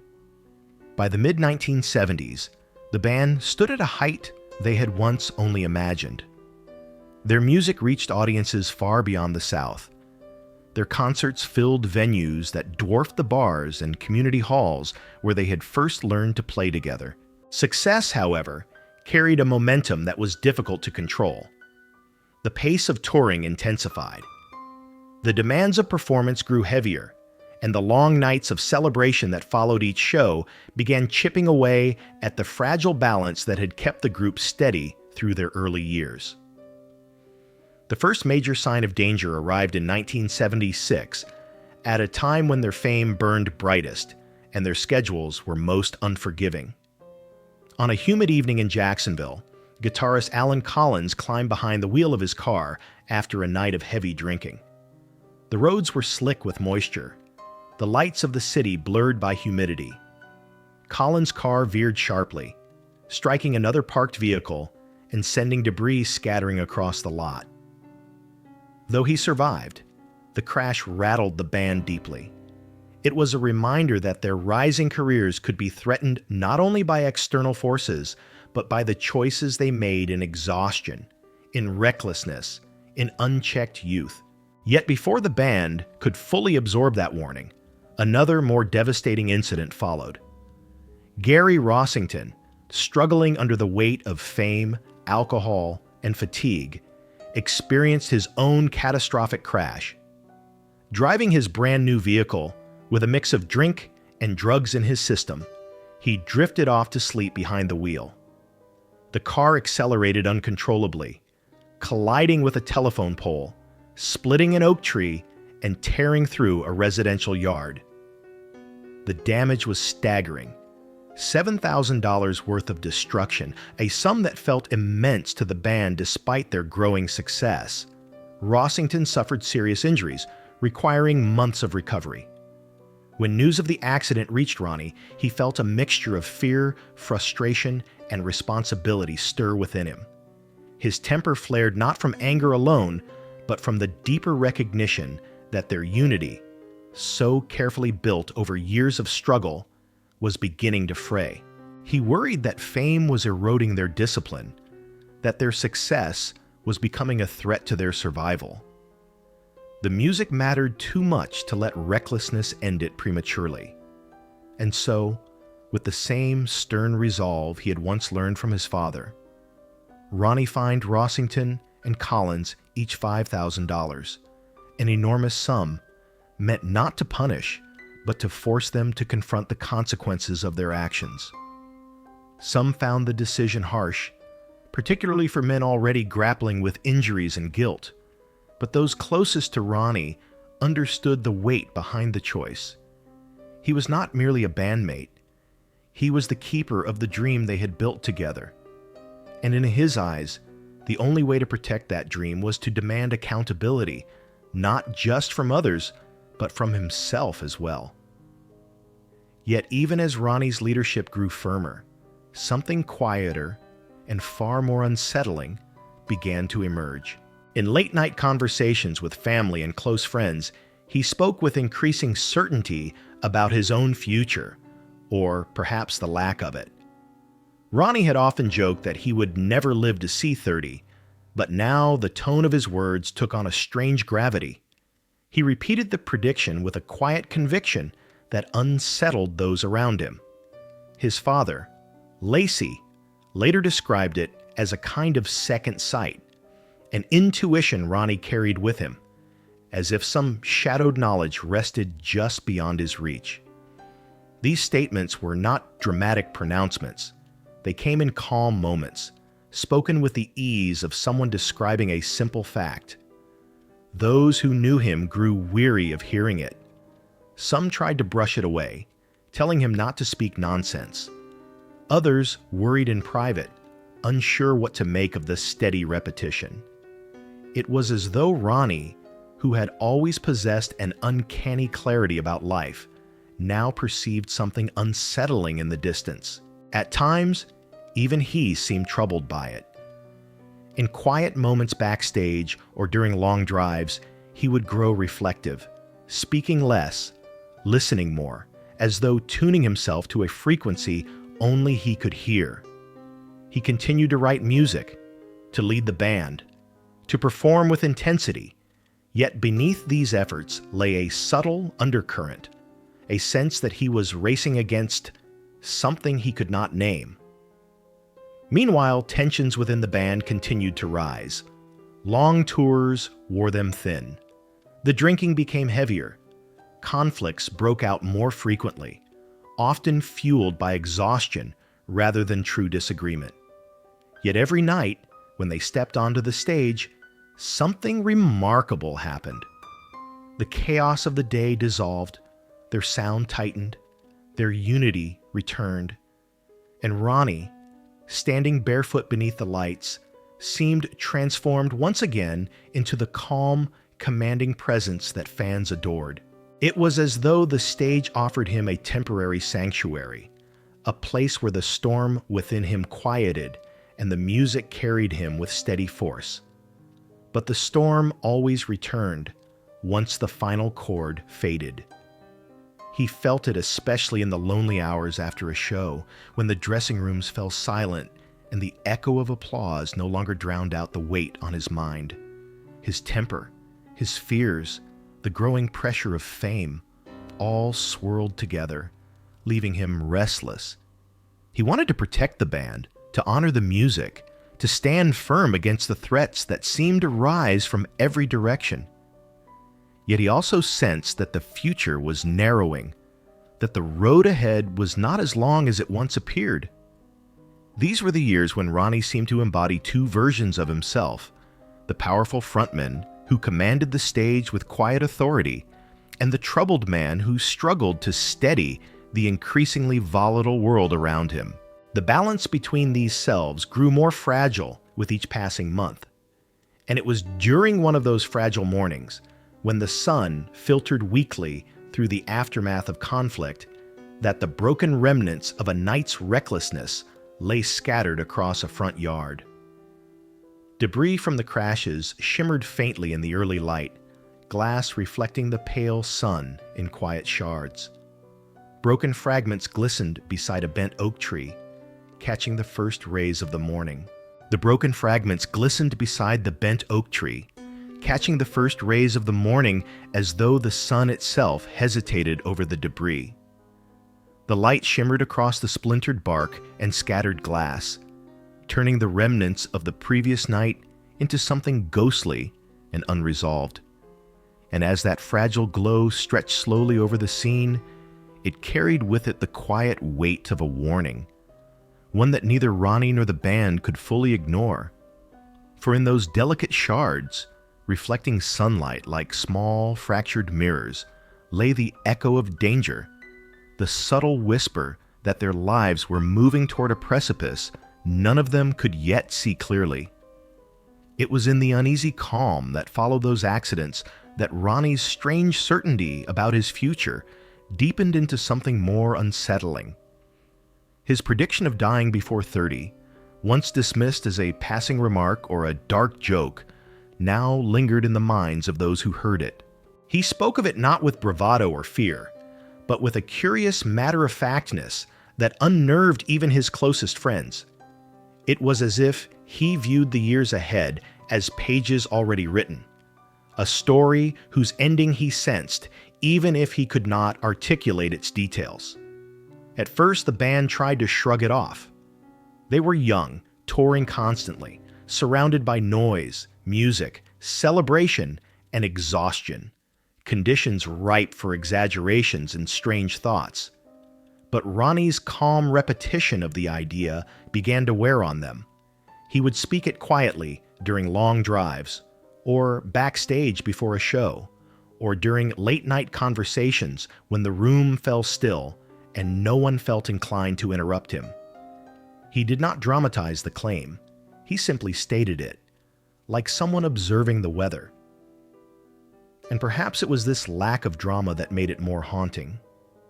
Ronnie believed it with a quiet certainty that seemed to bypass logic entirely. His father, Lacey, later described it as a kind of second sight, an intuition that lived somewhere inside Ronnie, beyond reasoning, beyond fear.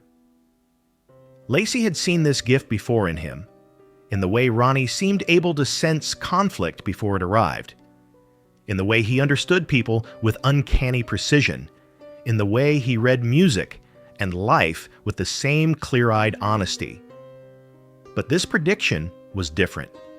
It lay in a darker register, one that no parent wished to acknowledge.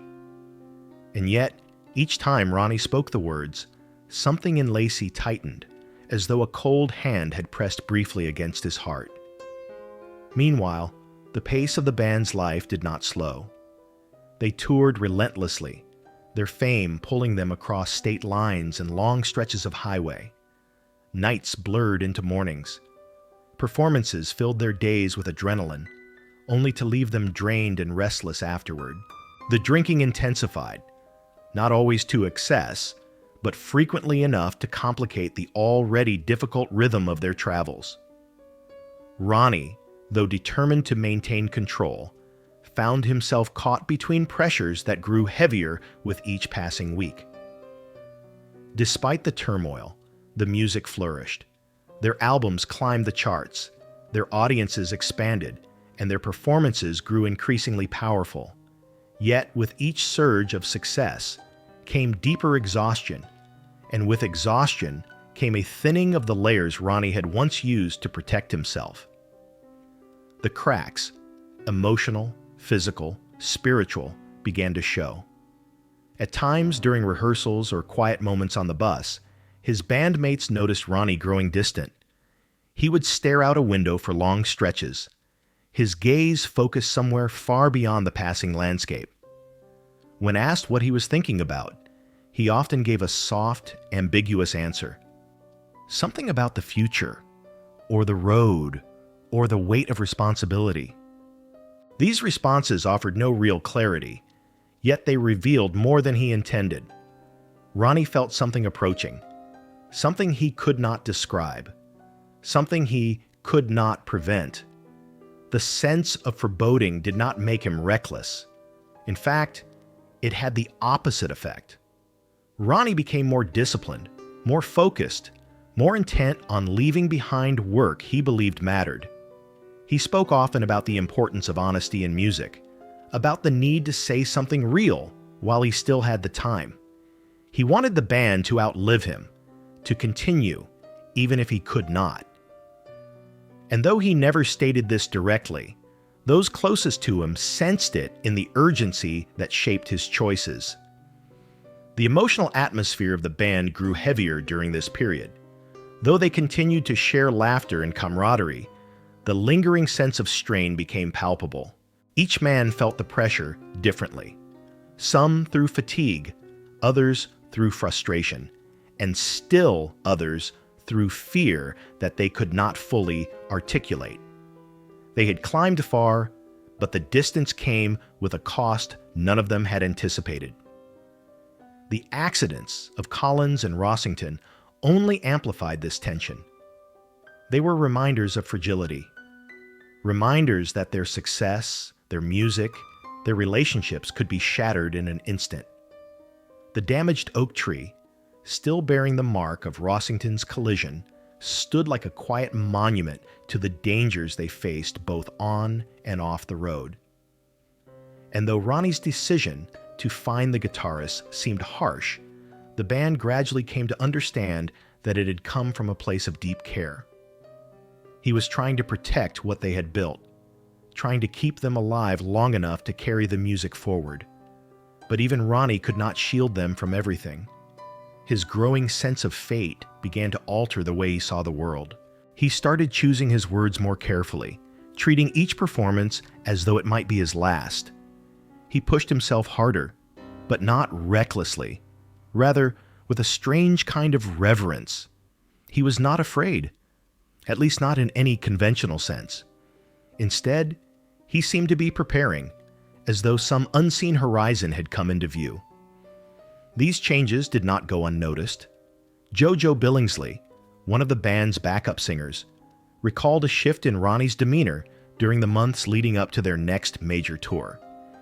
He moved differently, spoke differently, carried himself with an intensity mixed with quiet acceptance. At times he seemed lighthearted, almost freer than before. At other moments he grew contemplative, speaking of things that made little sense to those around him. He referred to himself as something he had never been, a man somehow connected to Mississippi, though he had been born and raised in Florida. It was as though he felt drawn towards something in that direction, something he could not name. These impressions, vague and unsettling at the time, would take on sharper meaning in the months to come. For now, they hovered just beyond understanding, like distant clouds gathering on an otherwise calm horizon. A calendar page trembled gently on a wall as a slow breeze from a nearby fan brushed its edge. The calendar page trembled gently on the wall, stirred by the slow breeze from the nearby fan. Its thin paper quivered against the passing air, lifting at one corner as though it too sensed the weight of the days it carried. That faint, rhythmic flutter seemed almost like breathing, soft, uncertain, suspended on the edge of something unseen. In that trembling motion lay a quiet reminder of time's steady approach, and it was through this small, delicate movement that the next chapter of Ronnie's life opened. A season colored by intuition, foreshadowing, and a deepening sense of destiny that pressed against him with increasing clarity. By the autumn of 1977, the band had reached a level of acclaim they had once only dreamed of. Their music filled arenas, their tours stretched across states, and their name had become synonymous with a sound that blended Southern identity with rock's evolving landscape. Yet behind the applause, behind the interviews, behind the rising fame, Ronnie felt an unmistakable tension gathering within him. His prediction of dying before 30, once dismissed by others as superstition or dark humor, began to weave itself more tightly into his thoughts. He spoke of it calmly, almost casually, as though mentioning an errand or an approaching appointment. There was no fear in his voice, no trembling of uncertainty. Instead, there was a quiet acceptance, as though he believed himself to be reading a truth written somewhere beyond the reach of reason. Those around him, family members, bandmates, crew, could not understand it. Some tried to joke it away. Others asked him to stop speaking of such things. Still, others listened in silence, uneasy in a way they could not fully articulate. But Ronnie continued. The closer he drew to his 30th birthday, the more often he seemed to speak of the possibility that he would not reach it. The band pressed on with their work, carrying both success and strain in equal measure. In this period, Lynyrd Skynyrd prepared to release a new album, one that would soon become woven indelibly into the narrative of their lives. Street Survivors was recorded with the same honesty and grit that had shaped their earlier work, but the songs carried an added weight, reflecting the turbulent undercurrents of the band's recent years. The album's cover depicted the group standing on a city street, flames rising behind them in vivid orange and red. At the time, it was meant to symbolize intensity, resilience, and the fire of their music. Yet in hindsight, it seemed to foreshadow something far more tragic than anyone could have imagined. Despite the heavy atmosphere surrounding them, the band looked ahead to their upcoming tour with determination. Ronnie approached the preparations with a mixture of seriousness and calm, as though aware that these days held a unique significance. He spent more time talking with the band, checking on their readiness, and reflecting quietly on the journey they had taken together. To some, he seemed lighter than usual, even peaceful. To others, he seemed distant, as though listening to a voice only he could hear. It was during this time that JoJo Billingsley, one of the band's backup singers, noticed something particularly strange. Ronnie began referring to himself as the Mississippi Kid, a nickname that seemed odd for a man born and raised in Florida. The phrase emerged casually at first, then more frequently, woven into conversations with a subtle insistence that caught JoJo's attention. She could not explain why the words unsettled her, but they did. They carried a heaviness that felt out of place, a quiet echo of something waiting on the horizon. The weeks moved forward. Rehearsals continued. The band prepared to depart on their next series of performances. The tour promised long nights, constant travel, and the exhilaration of audiences eager to hear their new material. Yet even as plans were finalized, a subtle unease pulsed beneath the surface of their work.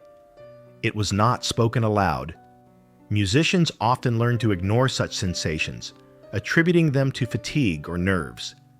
But it was there, unmistakable to those sensitive enough to feel it. On October 17, 1977, Street Survivors was released. The timing felt auspicious, the culmination of years of effort. Fans received it with enthusiasm, critics offered praise, and the band celebrated quietly before turning their attention to the tour that would carry them across the South. The calendar page, trembling on the wall, flipped softly to the next date as they packed their bags, rehearsed their set lists, and boarded the plane that would take them from Greenville, South Carolina to Baton Rouge, Louisiana. The early hours of October 20th were spent in routine, equipment checks, conversations, the familiar preparations of touring musicians. There was nothing visibly unusual about the day. The sun rose over the fields in gentle light. The air carried the warmth of a southern autumn, and the band members boarded their charter plane with the ease of men accustomed to constant travel. But beneath the surface, small signs appeared. Signs that, in hindsight, seemed almost painfully clear. The plane, a Convair 240, had shown signs of mechanical weakness before. Concerns about fuel levels had been mentioned quietly, though not addressed with the urgency required. The pilots exchanged uneasy glances during takeoff. Some crew members later recalled feeling a strange heaviness in the air, though none could fully describe it. Ronnie, calm as always, moved to his seat with the quiet acceptance of a man who felt he was stepping into a moment long foretold. As the plane ascended, conversations drifted through the cabin, light, tired, hopeful. Some band members spoke of the tour. Others closed their eyes to rest. Ronnie reportedly lay back in his seat, serene, his expression neither fearful nor tense. To those who glanced his way, he seemed almost peaceful, as though the noise around him had faded into something distant and gentle. But then the engines stuttered.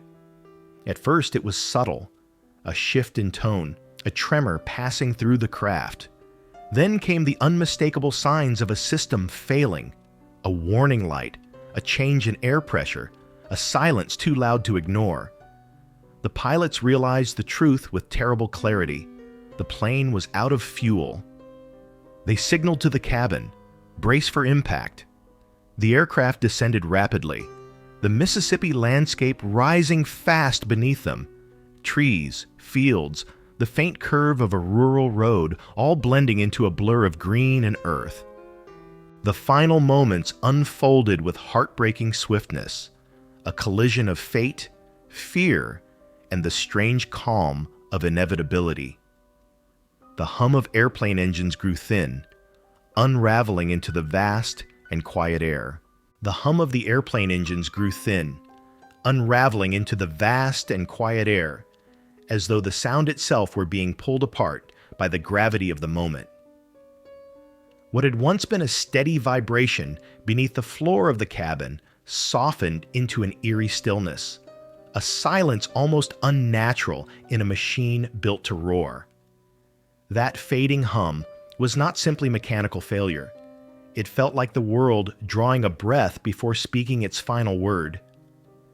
And as the engines surrendered their last threads of power, the story of Ronnie Van Zant moved into its most fragile and fateful passage. When the pilots announced the loss of fuel, there was little time for fear to take shape. The band members exchanged glances, some confused, others startled awake, others drifting in the hazy space between sleep and disbelief. The plane descended with a quiet persistence, its nose tilting downward in a motion that felt both gentle and merciless. Those who looked out the windows saw the spread of Mississippi land rising toward them, patches of trees, pale roadways, stretches of open field blurred by speed and distance. To some, the moment felt surreal, as if the craft would suddenly level out, regain control, or find an impossible reserve of strength. But the truth settled quickly, like a weight upon the heart. The descent would not stop. Inside the cabin, voices softened. Some prayed aloud, words tumbling out in hushed fragments. Others clasped hands with whoever sat beside them, seeking human warmth in the narrow, trembling space. A few closed their eyes, unsure whether to welcome darkness or resist it. Ronnie, according to those who survived, sat with a calm that defied the chaos around him. He did not cry out. He did not panic. He seemed instead to accept the moment with a stillness that would later be spoken of with wonder and sorrow. For years he had spoken of dying before 30, as though he carried an internal compass pointing toward an early horizon. Now, with the plane falling through the Mississippi sky, that horizon approached with unmistakable clarity. The trees rose faster. The metal of the aircraft shuddered under the strain.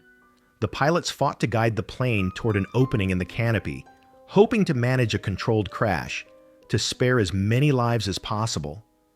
But the land rushed upward too quickly, and the machine, old, tired, deprived of fuel, could only follow the pull of gravity. Then came the moment when sound itself seemed to fragment. The snap of branches, the tearing of metal, the violent cracking of impact. The collision split the night and the forest, scattering debris across the quiet countryside. The plane broke apart as it fell, its fuselage skidding and rotating through the thicket of trees before coming to rest against the earth. The scent of crushed foliage mixed with gasoline and the heavy smoke of torn wires. Cries rose from the wreckage, pained, disoriented, urgent. Survivors crawled through shattered openings, staggering into the dim light of dusk. Some collapsed immediately. Others ran in shock toward nearby houses, seeking help with voices that strained against the weight of injury and fear. The forest, moments earlier, a silent stretch of Mississippi land, now echoed with confusion and the fragile sounds of life struggling to hold on. Among those who did not rise were three whose presence had shaped the heart of the band: Ronnie Van Zant, Steve Gaines, and Steve's sister, Cassie. Each had been seated in a part of the plane where impact tore through the structure with fatal force. Ronnie's death came instantly. His injuries were severe, leaving no chance for recovery, no final words, no last exchange. It was as though his prediction had fulfilled itself in one swift, merciless beat. He was 29 years old, just 87 days shy of the birthday he had long believed he would not see. Rescue crews arrived as darkness deepened, their flashlights moving through the wreckage like small, trembling stars. The survivors were carried away on makeshift stretchers, their bodies bloodied, bruised but alive. In the days that followed, doctors, family members, fans, and reporters gathered in shock, struggling to understand the tragedy. The band, so newly ascendant, had been devastated, not just professionally, but spiritually. The loss of Ronnie was not the loss of a frontman alone. It was the loss of a guiding presence, a quiet center of gravity, the man whose voice had carried their earliest dreams into sound. News of the crash spread quickly across the country. Radio stations paused their regular programming to share the story, playing the band's music between somber announcements. Fans gathered in small clusters, holding vigils in living rooms, in parking lots, at the edges of stages where the band had once stood. Many felt the loss personally, even intimately. Ronnie's voice had accompanied them through life's quiet struggles, its joys and sorrows, its restlessness and hope. Now that voice had been silenced, and the void it left behind felt impossibly large. The funeral that followed in Jacksonville carried a weight that words struggled to contain. People traveled from across the region, many arriving with flowers, others with handwritten notes, others with nothing but the need to stand in the presence of someone whose songs had shaped their lives. When Ronnie's family placed his body in the coffin, they included two items that reflected the man he had been: his black hat, the one he wore so often it had become a symbol, and his fishing pole, a quiet reminder of the moments he cherished away from the stage. During the service, grief pressed heavily on those who attended. Some mourners wept openly. Others stood in stunned silence, unable to reconcile the suddenness of the loss with the vibrant life they had known. The surviving band members were carried in wheelchairs or supported by others, their injuries making even the act of mourning difficult. Yet they insisted on being present, on saying goodbye to the man who had shaped their path. As the casket was lowered, a stillness settled over the crowd. It was not simply sorrow, it was reverence, the recognition that a life so brief had left an imprint far wider than its years. Ronnie Van Zant had sung with honesty, lived with intensity, and faced the world without pretense. In his passing, the world lost not only a musician, but a voice that had carried truth through melody. Night slowly descended over the cemetery. The last mourners drifted away, leaving behind a quiet space where the wind moved gently across the newly turned earth. Lamps flickered in the distance. The first insects of the evening gathered around the faint glow of rescue lights still standing miles away at the crash site, circling them as though drawn to memory. Night insects gathered around the distant rescue lights, flickering softly in the dark. The night insects circled the distant rescue lights, their small bodies drifting in slow, uncertain spirals, as though they too were drawn by the lingering weight of tragedy. The soft flickering of those lights, still standing at the crash site long after the wreckage had been cleared, seemed to beckon the insects into a quiet, mournful orbit. It was a fragile scene, filled with the strange stillness that often follows catastrophe. And from that faint shimmer in the darkness, the story of what came after Ronnie's death began to unfold. A story not only of mourning, but of intrusion, myth-making, and the uneasy ways the world remembers a man gone too soon. In the days that followed the crash, grief settled heavily on Jacksonville. Families closed their blinds. Radios played Lynyrd Skynyrd songs in tones that wavered between tribute and disbelief. Friends and neighbors approached the Van Zant home with tentative footsteps, unsure what words could possibly bridge the chasm left by Ronnie's sudden absence. His loved ones moved quietly through their routines, carrying the weight of a loss that felt both intimate and immeasurable. The funeral had brought together a vast crowd, yet even among so many mourners, a sense of incompleteness lingered, as though no ceremony, no speech, no music could fully hold the depth of what had been lost. The surviving band members remained in hospitals for weeks. Some bore physical scars that would follow them for the rest of their lives. Others carried injuries that were not visible, the shock of survival, the confusion of grief, the guilt of having lived through something that had claimed their closest companions. For a time, music itself seemed distant, inaccessible. Instruments sat untouched in their cases. Lyrics, once flowing freely, now felt hollow. The world that had once seemed bright with possibility had narrowed to the slow work of healing. Yet even as the band retreated into private sorrow, the world beyond moved in its own restless way. Fans traveled to Jacksonville, leaving flowers at the cemetery, writing notes on pieces of paper that fluttered in the wind. Some found comfort in gathering with others, sharing stories, recounting memories, and replaying the songs that had meant so much to them.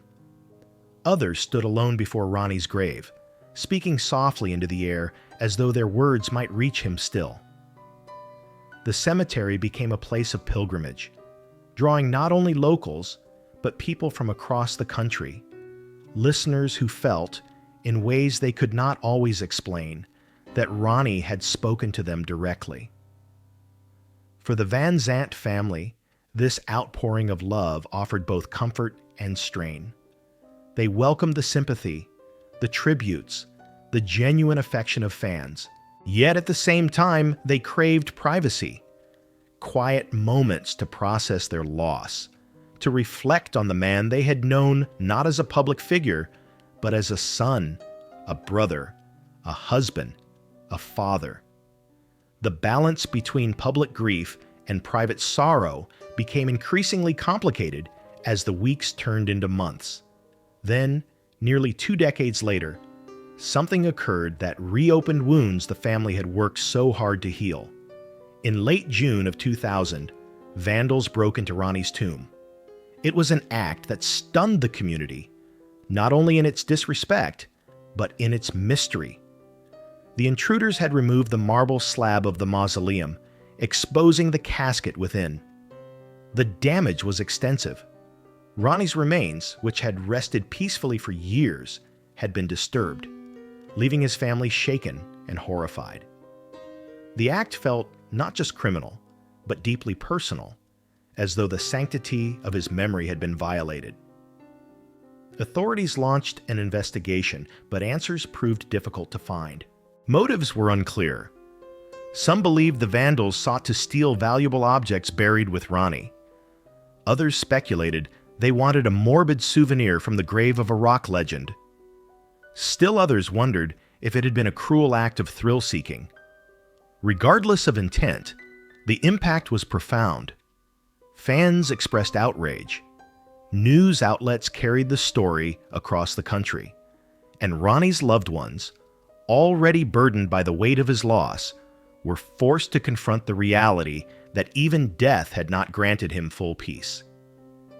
In response to the desecration, the Van Zant family made a difficult decision.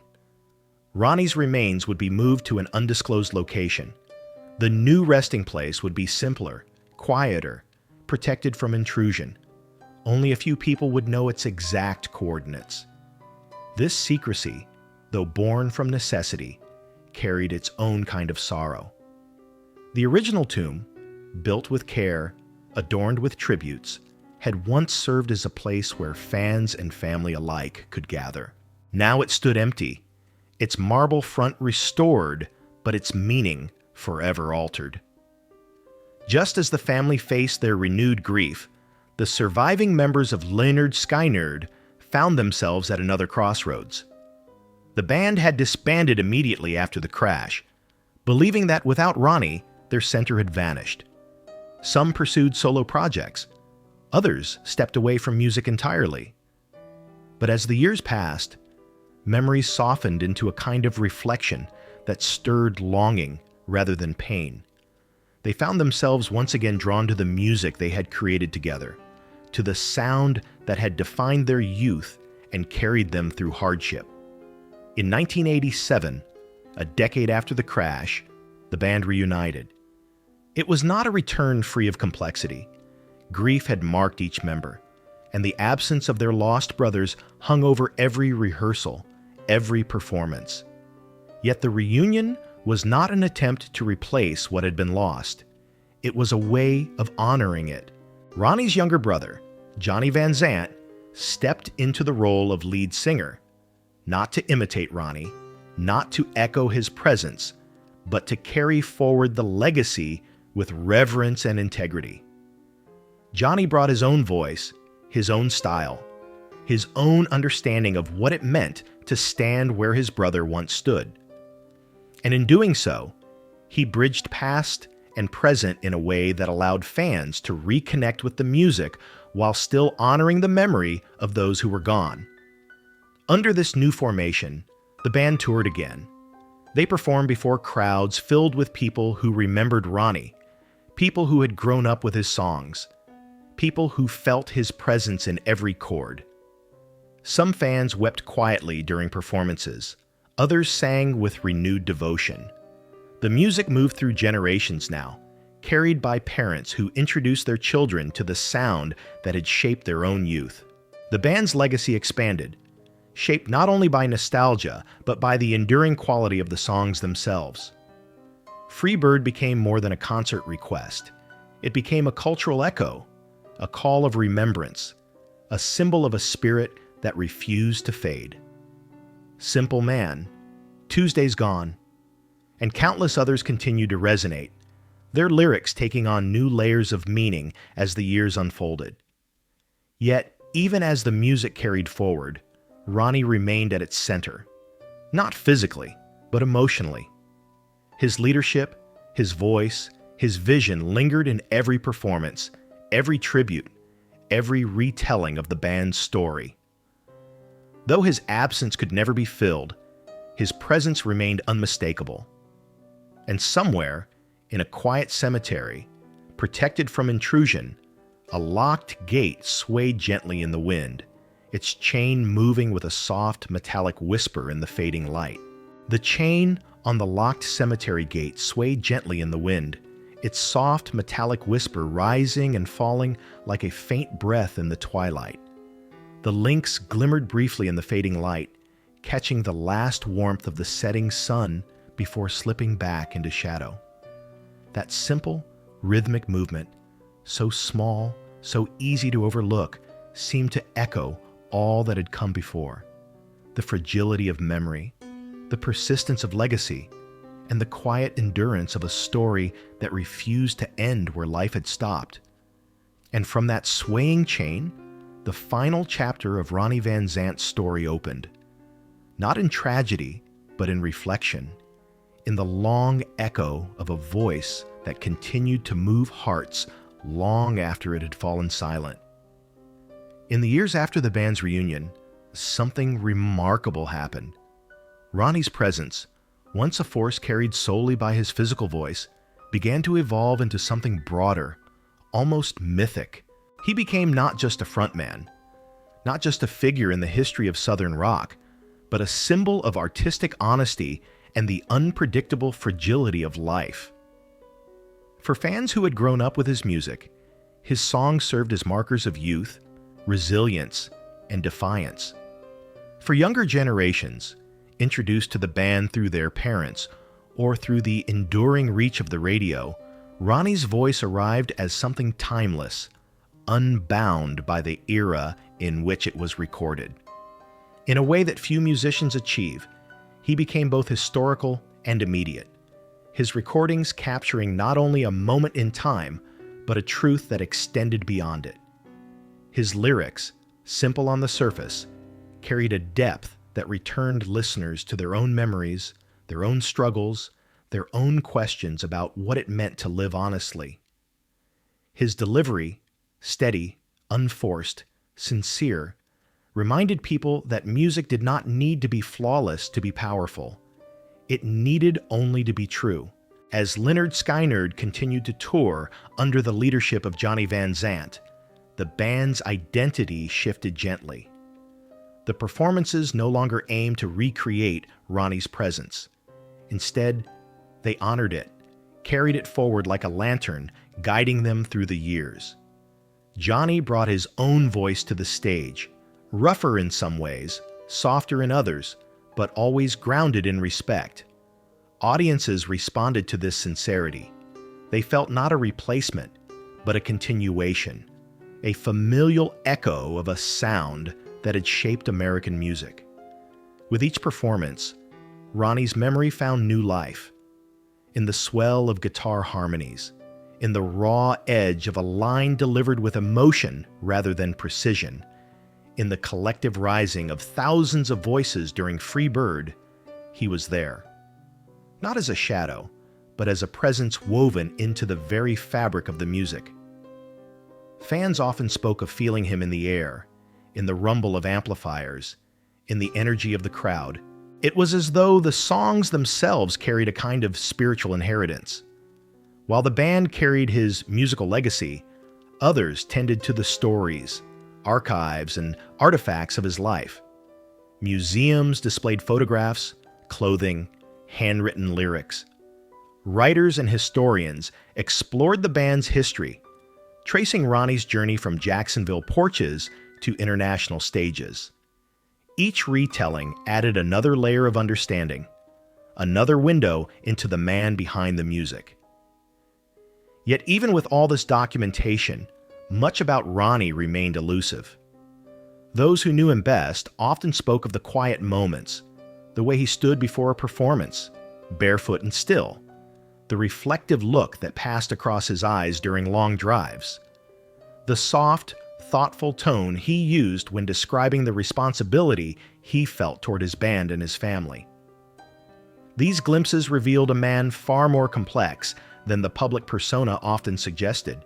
Ronnie had been both strong and gentle, both confident and uncertain, both disciplined and deeply intuitive. His temper had been sharp at times, but his loyalty was unwavering.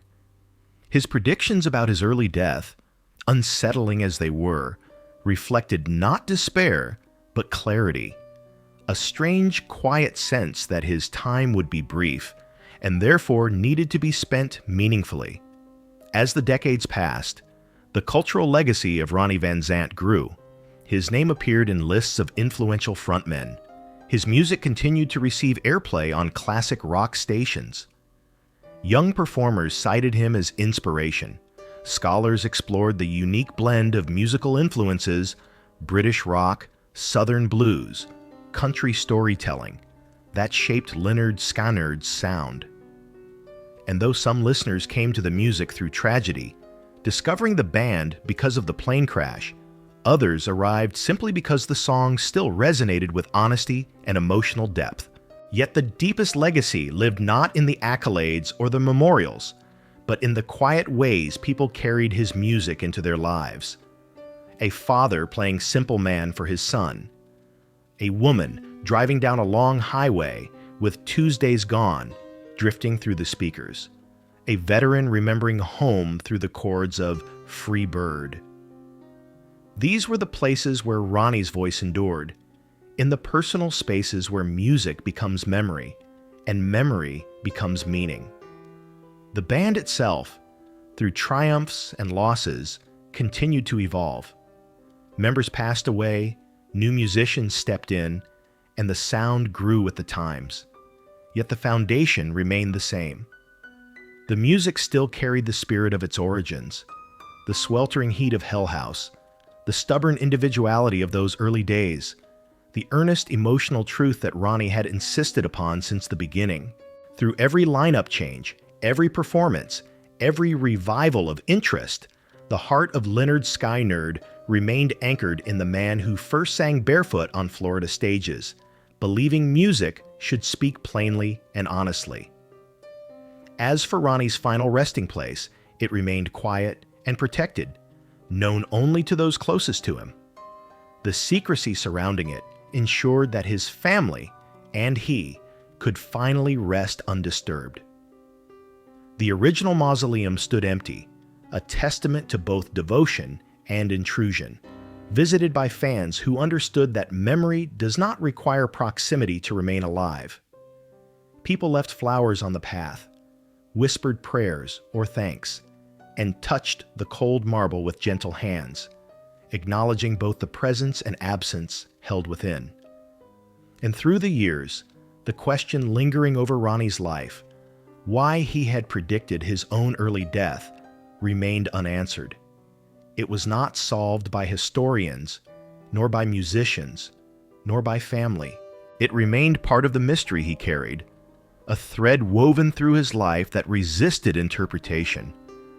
Perhaps it had been intuition, perhaps fear, perhaps the quiet recognition, born of experience and temperament, that some lives burn quickly and brilliantly, leaving behind a glow that endures long after the flame goes out.